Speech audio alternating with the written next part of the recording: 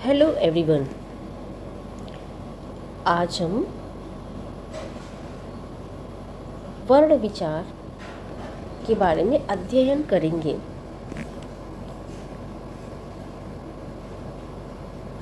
बोलते समय मुंह से निकली आवाज़ें ध्वनियाँ कहलाती हैं। इन ध्वनियों को लिखने के लिए कुछ चिन्ह निश्चित किए गए हैं। इन चिन्हों को वर्ण कहा जाता है। वर्ण ध्वनियों को लिखने के लिए कुछ निश्चित संकेतों का प्रयोग किया जाता है, जिन्हें वर्ण कहते हैं। बोलते समय जब हम बोलते हैं तो मुंह से निकली आवाज़ें, जो हमारे मुंह से आवाज़ें निकलती हैं, वो ध्वनियाँ कहलाती हैं। इन ध्वनियों को लिखने के लिए कुछ चिन्ह निश्चित किए गए हैं। जो हमारे मुंह से आवाज़ें निकलती हैं, जिन्हें हम ध्वनियाँ कहते हैं, इनको लिखने के लिए कुछ चिन्ह निश्चित किए गए हैं। इन्हीं चिन्हों को वर्ण कहा जाता है। बच्चों, वर्ण भाषा की सबसे छोटी इकाई है, जिनसे शब्द बनता है और फिर वाक्य बनता है। तो सबसे पहले वर्ण बना।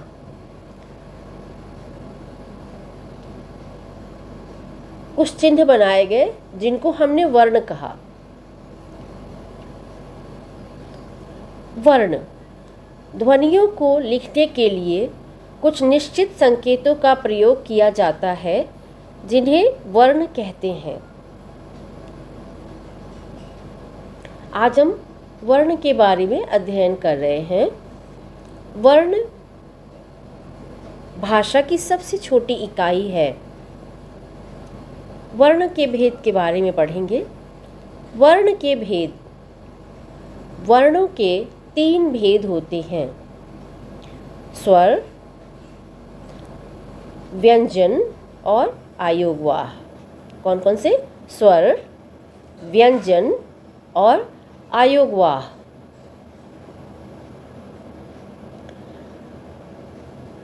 वर्णों के व्यवस्थित व क्रमबद्ध समूह को वर्णमाला कहते हैं। वर्णों के व्यवस्थित व क्रमबद्ध समूह को वर्णमाला कहते हैं।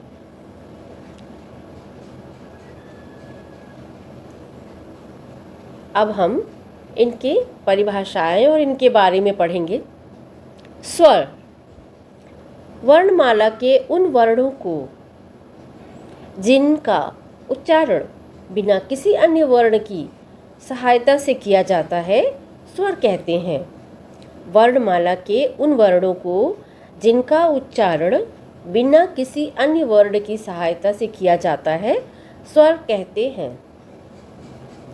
हिंदी वर्णमाला में इनकी संख्या 11 है। ये निम्नलिखित हैं: अ, आ, इ, ई, उ, री, ए, ओ, औ। ये सभी वर्ण स्वर कहलाते हैं। ये सभी वर्ण स्वर कहलाते हैं। हमारे मुंह से निकली हुई ये सभी ध्वनियाँ, जिनको हम ये चिन्ह दिया है हमने, ये सभी वर्ण हैं जिनको हम स्वर कहते हैं। आइए अब हम व्यंजन के स्वरों के भागों के बारे में पढ़ेंगे। स्वरों को कितने भागों में विभाजित किया गया है? तो स्वरों को हम 3 भागों में विभाजित कर सकते हैं: स्वर, ह्रस्व स्वर, दीर्घ स्वर और प्लुत स्वर। कौन कौन से? ह्रस्व स्वर, दीर्घ स्वर और प्लुत स्वर। अब इनके बारे में पढ़ते हैं।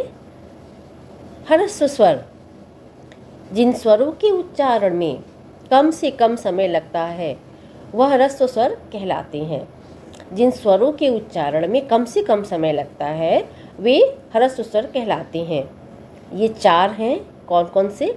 अ, ई, उ, री। दीर्घ स्वर, जिन स्वरों के उच्चारण में ह्रस्व स्वरों से दुगना समय लगता है, उन्हें दीर्घ स्वर कहते हैं। यह संख्या में 7 होते हैं। ये ह्रस्व स्वर हो गए और ये दीर्घ स्वर हो गए। आ, ई, उ, ए,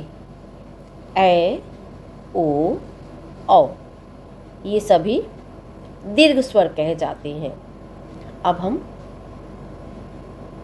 प्लुत स्वर के बारे में पढ़ेंगे। प्लुत स्वर जिन स्वरों के उच्चारण में दीर्घ स्वर से भी अधिक समय लगता है वे प्लुत स्वर कहलाते हैं। जैसे ओम। आयोगवाह अंग तथा अह को आयोगवाह कहते हैं। अंग तथा अह को आयोगवाह कहते हैं। ठीक है, ये दो आयोगवाह में आते हैं, लेकिन अंग इसे अनुस्वार कहते हैं।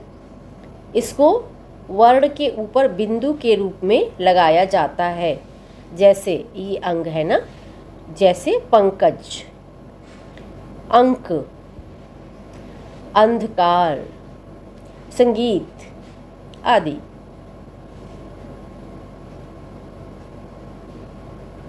अह, ये अह इसमें ह जैसा आता है, लास्ट में बोलने के बाद ह जैसी ध्वनि आती है। इसे वर्ण के बाद 2 बिंदुओं के रूप में इस तरह यहाँ लगाया जाता है। इसे विसर्ग कहते हैं। इसका उच्चारण वर्ण के बाद ह की ध्वनि के समान होता है। जैसे नमः, स्वतः, शनैः आदि। अब औ, इसे अनुनासिक कहते हैं। यह वर्ण के ऊपर चंद्र बिंदु के रूप में लगाया जाता है। जैसे चांद, आंख, आंगन आदि। अब हम व्यंजन के बारे में पढ़ते हैं। जिन वर्णों के उच्चारण में स्वरों की सहायता ली जाती है उन्हें व्यंजन कहते हैं।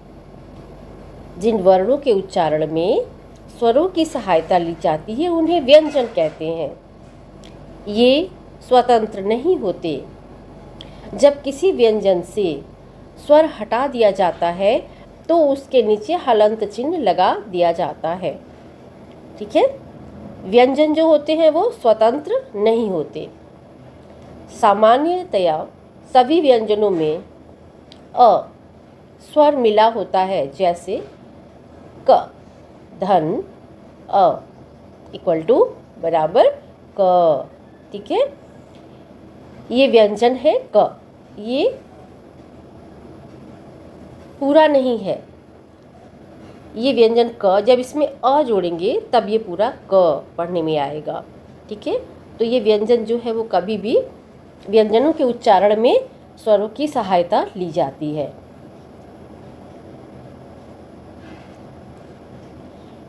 व्यंजनों के भेद। व्यंजन के कितने भेद होते हैं? 3 भेद। स्पर्श व्यंजन, ऊष्म व्यंजन, अंतस्थ व्यंजन। इसके बाद हम देखेंगे कि कैसे हम बोलते हैं, हमारी जीभ कहाँ जाती है बोलने में, और कहाँ कहाँ किस चीज़ का उपयोग, कंठ का, तालु का, मूर्धा, दंत, ओष्ठ का प्रयोग होता है।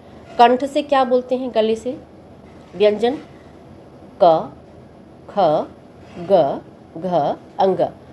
बोल के देखो तो समझ में आएगा कि ये आवाज़ें, ये ध्वनियाँ कहाँ से निकल रही हैं। इन वर्णों की ध्वनियाँ कंठ से निकलती हैं। क वर्ग तालु, च, छ, ज, झ, य। च वर्ग मूर्धा, ट, ठ, ड, ढ, अड़। ट वर्ग दंत, त, जीभ और दांत मिल रहे हैं। त, थ, द, ध, न। त वर्ग ओष्ठ, प, फ, ब, भ, म। प वर्ग ये सभी स्पर्श व्यंजन के अंतर्गत आते हैं। य, र, ल, व अंतस्थ व्यंजन हो गए और श, ख, स, ह ऊष्म व्यंजन हो गए।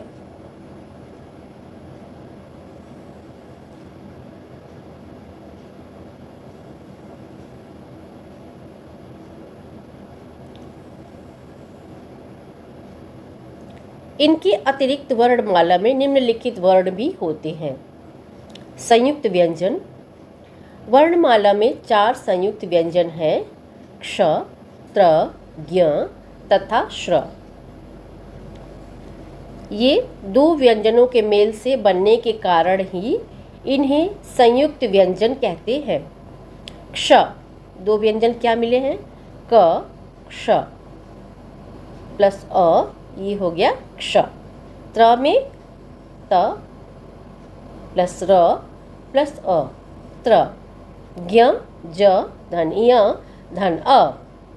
श्र, श धन र धन अ। संयुक्त व्यंजन 2 व्यंजनों के मिलने से बनते हैं। विशेष द्वित्व व्यंजन। जब किसी शब्द में एक ही व्यंजन 2 बार, पहली बार बिना स्वर के तथा दूसरी बार स्वर के साथ मिलता है तो उसे द्वित्व व्यंजन कहते हैं। जैसे कच्चा, क धन अ धन च धन च धन आ, कच्चा। इसी तरह दिल्ली, द धन ई धन ल धन ई, दिल्ली। तो जिस व्यंजन में स्वर नहीं लगा वो आधा ही रह गया है, तुम देख सकते हो। और जिसमें स्वर लग गया, जैसे क के साथ अ लगा तो ये क पूरा हुआ, च के साथ आ लगा तो ये चा पूरा हुआ, द में ई लगा तो ये दी हो गया, और ल में बड़ी ई लग गया तो ली हो गया, दिल्ली। मात्राएं। स्वरों को व्यंजनों के साथ मात्राओं के रूप में निम्न प्रकार से प्रयोग किया जाता है। स्वर अ की मात्रा नहीं होती है, जैसे क धन अ इक्वल टू बराबर क, इससे शब्द बना कमल। आ, ये आ की मात्रा ऐसे होती है, ये 0 नहीं है। क धन आ बराबर का, इससे शब्द बना कान। ई, ये मात्रा है, ये 0 नहीं है। क धन ई इक्वल टू की, किताब। इसी तरह स्वर, मात्रा सहित व्यंजन और शब्द हैं सभी। तुम देख सकते हो कि बड़ी ई की मात्रा ऐसे होती है, और ये क धन ई बराबर की, शब्द बना कील।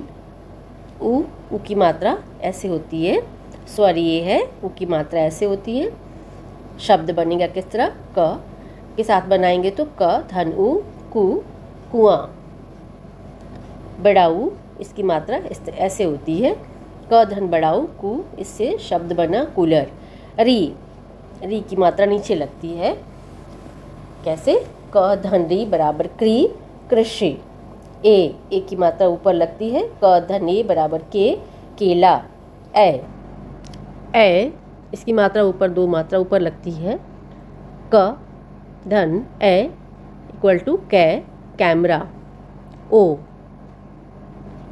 खड़ी पाई के साथ 1 मात्रा ऊपर, क धन ओ इक्वल टू को, कोट। औ एक खड़ी पाई के साथ 2 मात्रा है ऊपर, क धन औ इक्वल टू क, कौवा। कुछ स्मरण रखने योग्य, ध्यान देने योग्य बातें हैं। वर्ण 3 प्रकार के होते हैं, स्वर, आयोगवाह और व्यंजन। स्वर 11 होते हैं, दीर्घ स्वर 7 तथा ह्रस्व स्वर 4 होते हैं।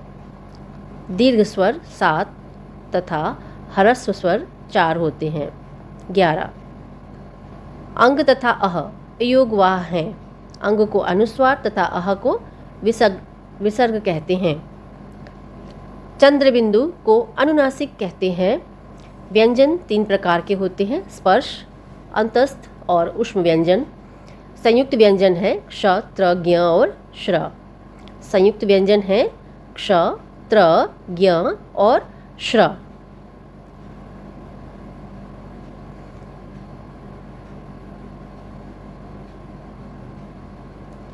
Have a great day.